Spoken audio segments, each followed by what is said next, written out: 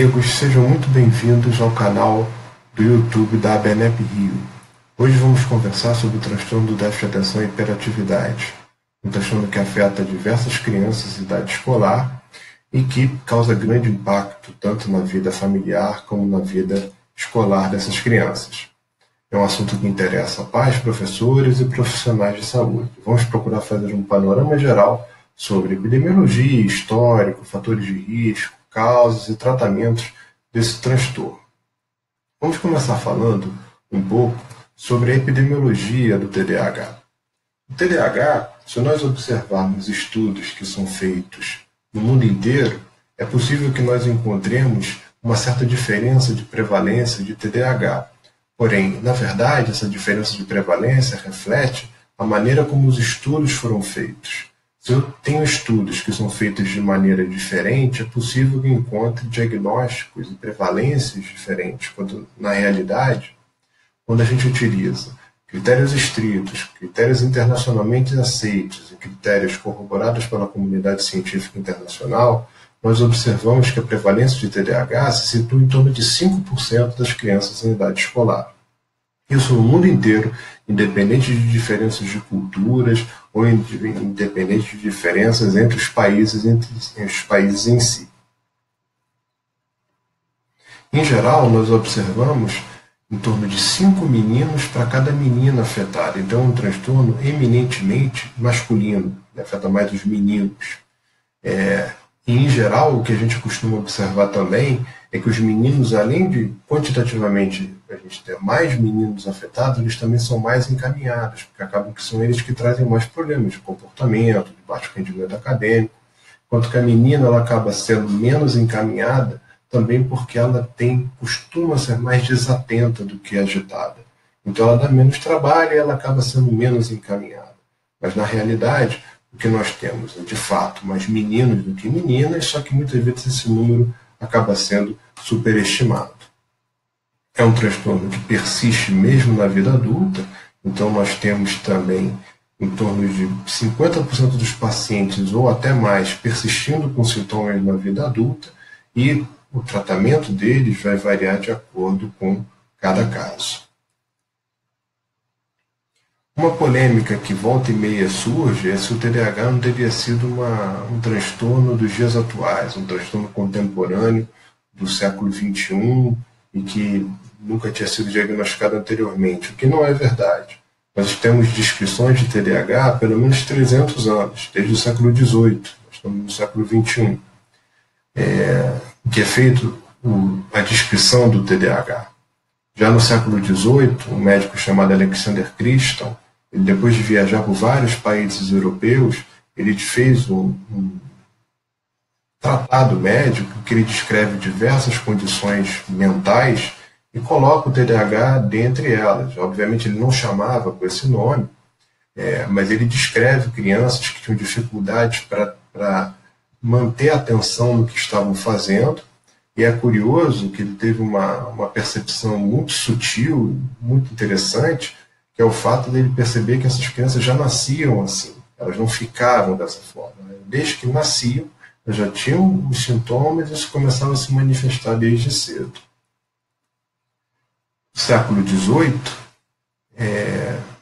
no século XIX, existe uma descrição literária sobre o TDAH feita por um psiquiatra alemão chamado Heinrich Hoffmann.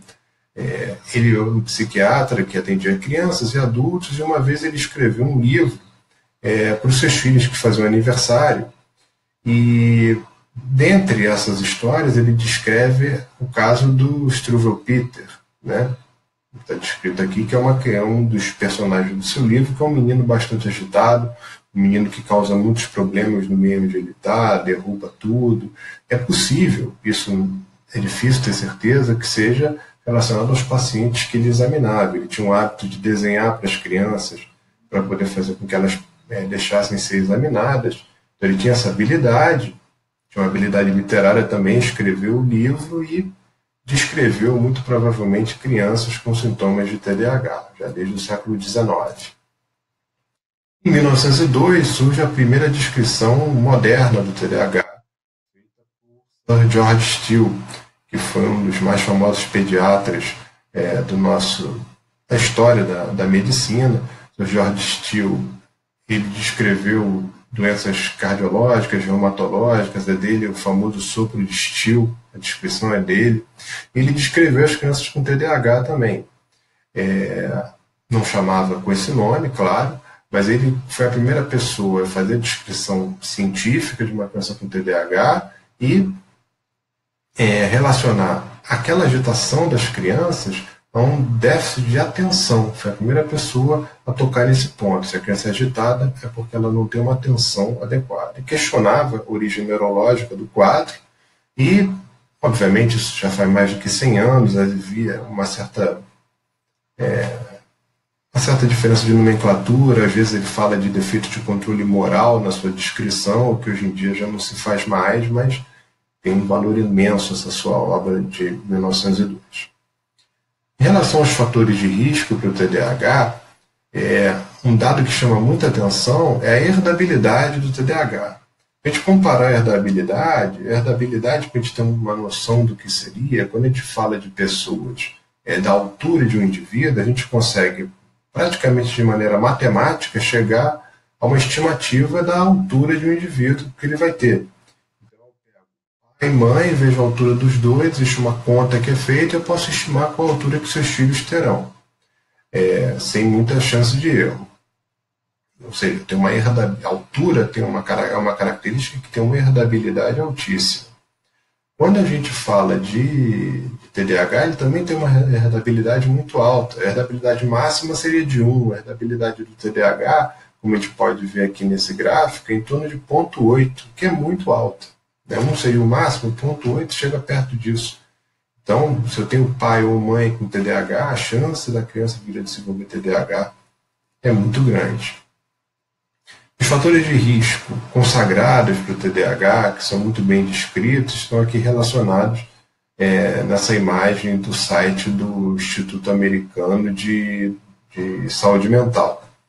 Então, em primeiro lugar, os genes, como a gente já falou anteriormente, então tem uma carga genética muito grande, e existem algumas questões da gestação que também podem fazer com que o indivíduo desenvolva TDAH. Então, cigarro, álcool, uso de drogas, exposição a toxinas, crianças que nascem com baixo peso e crianças que tenham lesões cerebrais. São essas as crianças que podem vir a desenvolver TDAH. A criança com lesão cerebral decorrente do parto, decorrente de algum problema no período perinatal.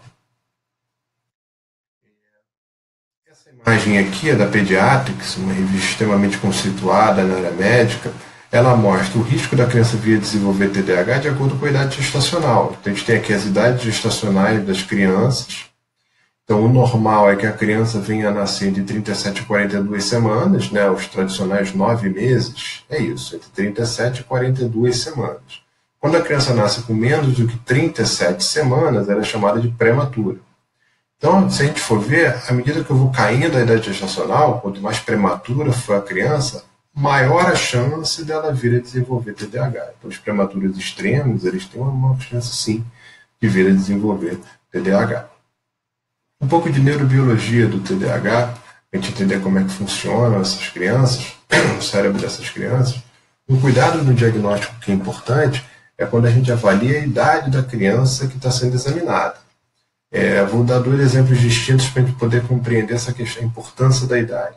Se eu pego uma turma de faculdade, em que os indivíduos todos têm em torno lá de 19, 20, 21 anos, não faz nenhuma diferença essa idade entre eles. Eles têm aprendizados muito semelhantes, independente da idade. Agora, quando eu pego turmas pequenas, melhor dizendo, turmas de crianças menores, então uma turma de pré-alfabetização, turma de alfabetização, eu boto numa mesma sala de aula crianças que têm 6 anos e 1 mês, 6 anos e 2 meses, 6 anos e 3 meses. São crianças com variedade de meses que, em princípio, pode parecer que não tem diferença, mas tem uma diferença muito grande. Então, se eu pego crianças que fazem aniversário em janeiro ou crianças que fazem aniversário em dezembro, isso faz muita diferença e elas estão todas na mesma sala de aula.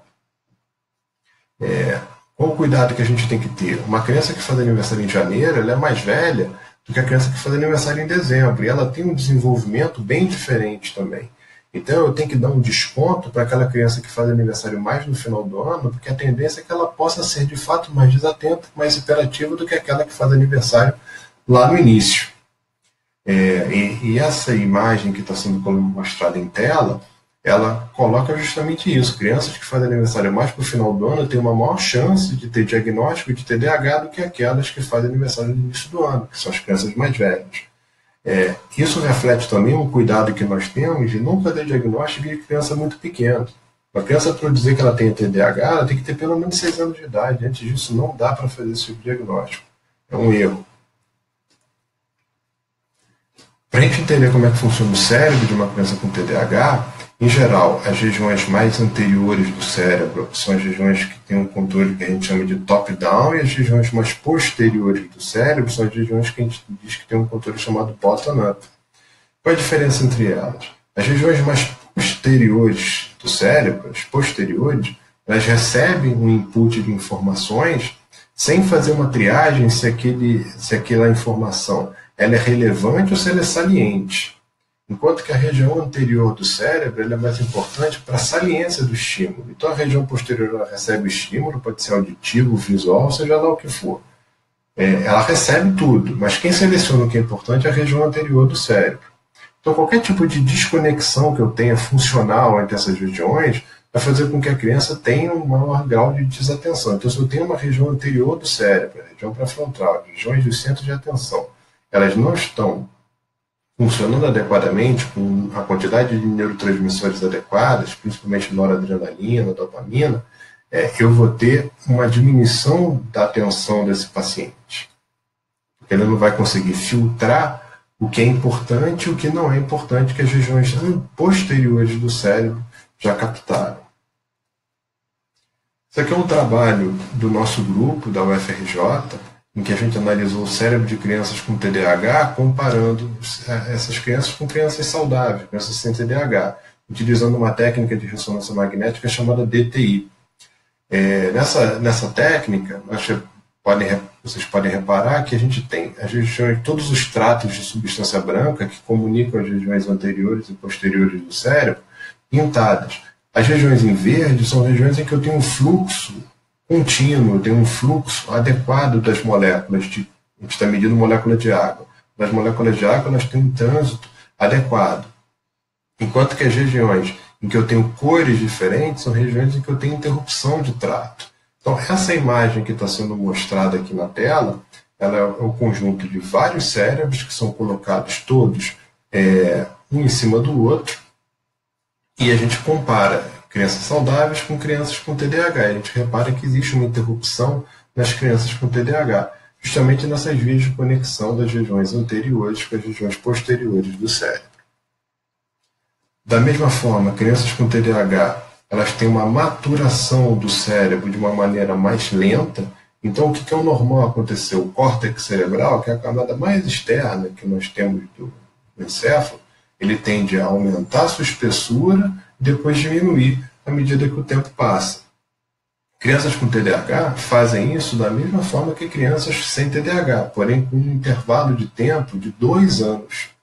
Então, se a gente for reparar aqui, o verde é a criança com desenvolvimento normal e o azul, criança com TDAH. Reparem que a criança sem TDAH, ela atinge o seu grau de desenvolvimento antes da criança com TDAH. Isso tanto para todas as regiões corticais como para a região pré-frontal, que é aquela região que eu tinha falado anteriormente, que é responsável pelo controle da atenção top-down. Em termos de clínica, um dado que é muito importante é que a grande minoria dos pacientes com TDAH que nós recebemos tem só TDAH. A grande maioria tem TDAH mais algum outro transtorno. Então, em torno de 1/3 tem só o TDAH, 1/3 vai ter pelo menos algum outro transtorno, 16% 2 e 18% 3 outros transtornos. E o que pode ser esse outro problema que a criança vai ter? Ela pode ser disléxica, ela pode ter autismo, ela pode ter depressão, ela pode ter transtorno positivo desafiador, ela pode ter uma quantidade grande de transtornos.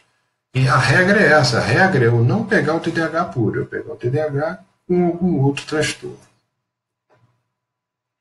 O diagnóstico de TDAH ele é feito através dos critérios conhecidos como DSM-5, que são critérios internacionais de diagnóstico de doenças mentais, de transtornos mentais, melhor dizendo.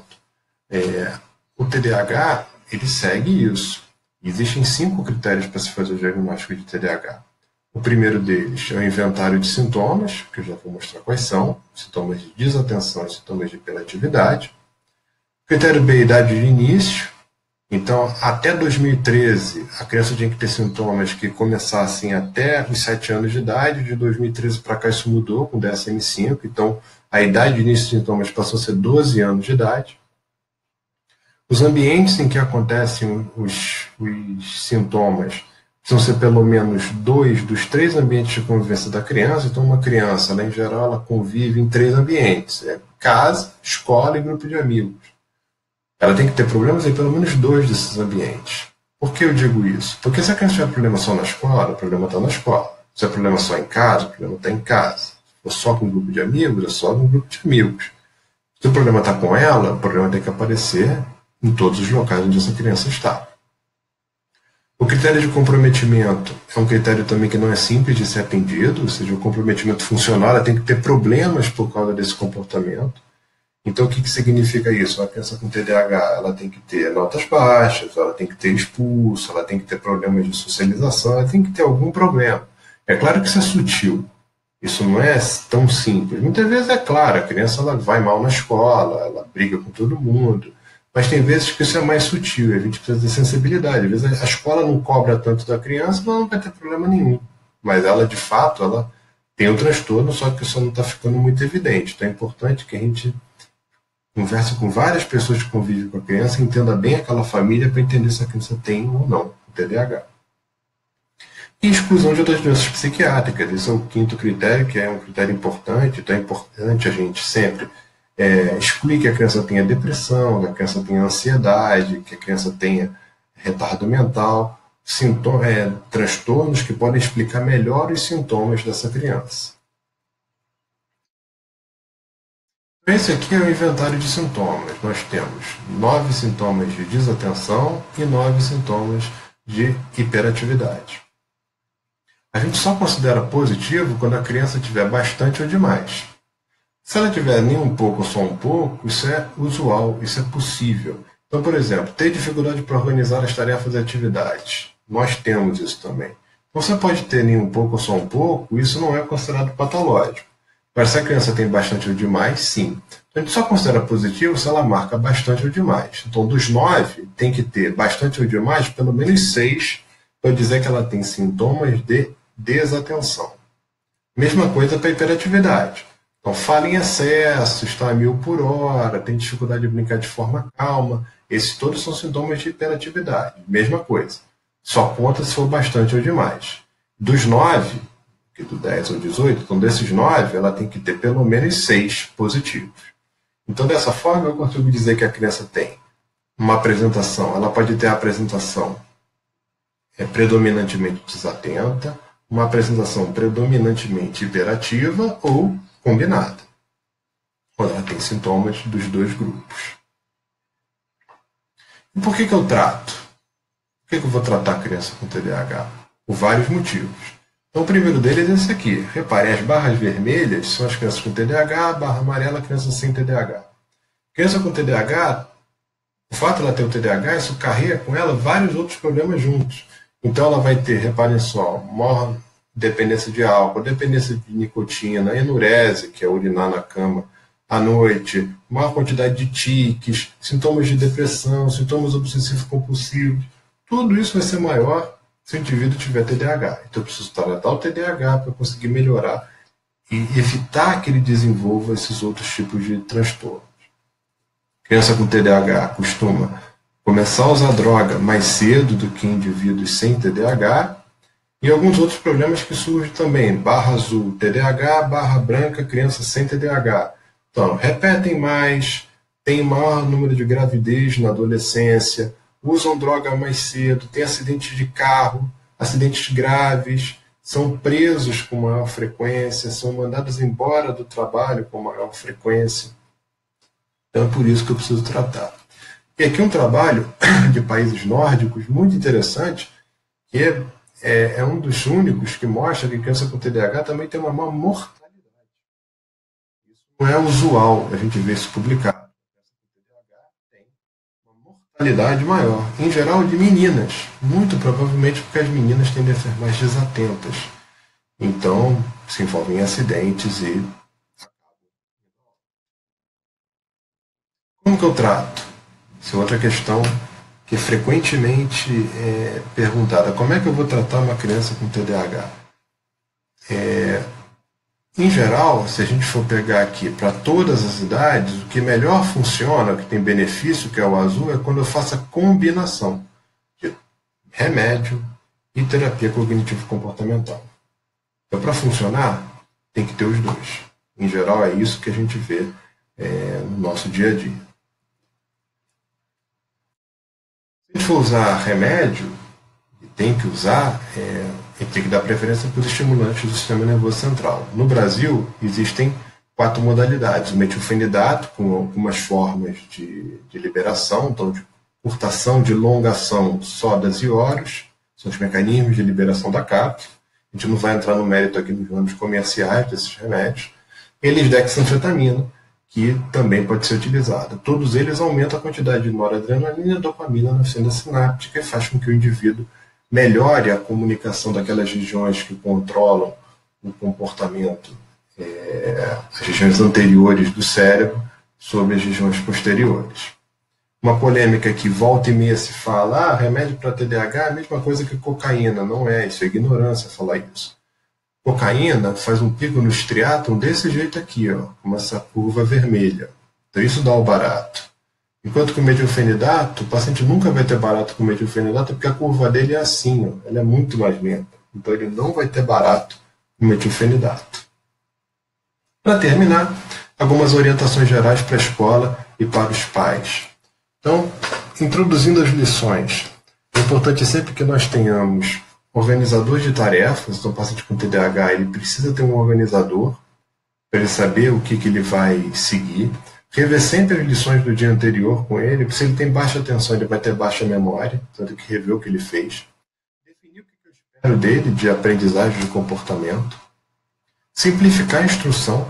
Então não adianta ter enunciado grande, ordem verbal cumprida, tem que ser tudo picado, tudo menor para ele poder executar. Apoiar a participação e ser previsível. Dar tempo adicional de resposta, isso já é muito bem estabelecido. Ensinar a checar as respostas, isso serve para a vida, então checar tudo que é feito. Utilizar sempre meios audiovisuais, o visual ajuda muito o paciente com TDAH. A gente já falou de dividir a tarefa em unidades menores, evitar as provas cronometradas, sempre avisar que está chegando no fim, porque eles têm um baixo feedback, eles têm dificuldade para controlar tempo, e sempre preparar o aluno para a próxima etapa, a próxima tarefa.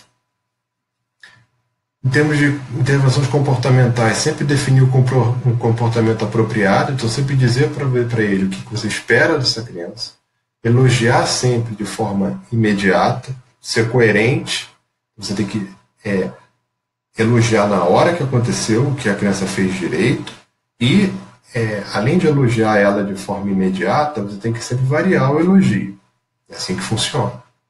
Permitir as válvulas de escape, então fazer com que a criança de vez em quando possa levantar e beber água, possa na sala do lado chamar outra professora. Então, dar tarefas para essas crianças ajudam elas não vão conseguir ficar paradas o tempo inteiro. Sempre ter os pais, trazer os pais para o debate. Utilizar mediação de pares para resolver conflitos é útil. Sempre com sinais visuais, avisar a criança. Ter um código entre o professor e a criança, quando a criança está demais, para eles se comunicarem assim que todos percebam que eles estão se comunicando. Questão de proximidade, local de baixa distração e onde sentar é uma questão polêmica, porque, em geral, de uma forma geral, a gente sempre tende a deixar a criança mais perto do professor, que o controle é maior. Só que a gente tem que dar liberdade do professor entender, para o professor poder agir, e às vezes colocar a criança não perto, mas colocar às vezes a criança um pouco mais do lado, às vezes no fundo. Criança hiperativa, ela às vezes gosta de levantar. Se ela levanta lá na frente, ela vai incomodar a turma inteira. Então, às vezes, levantar lá atrás incomoda menos. Então, o professor tem que ter liberdade de decidir isso, onde a criança vai sentar. Regra geral na frente, só que há exceções. E colocar a criança perto do aluno modelo também ajuda para a criança ter um parâmetro de como ela deve se comportar. Enfim, espero que esse vídeo tenha sido elucidativo, que nós possamos ter trazido bons conhecimentos para pais, professores, profissionais de saúde e todos aqueles que lidam com crianças com TDAH. Muito obrigado e até a próxima.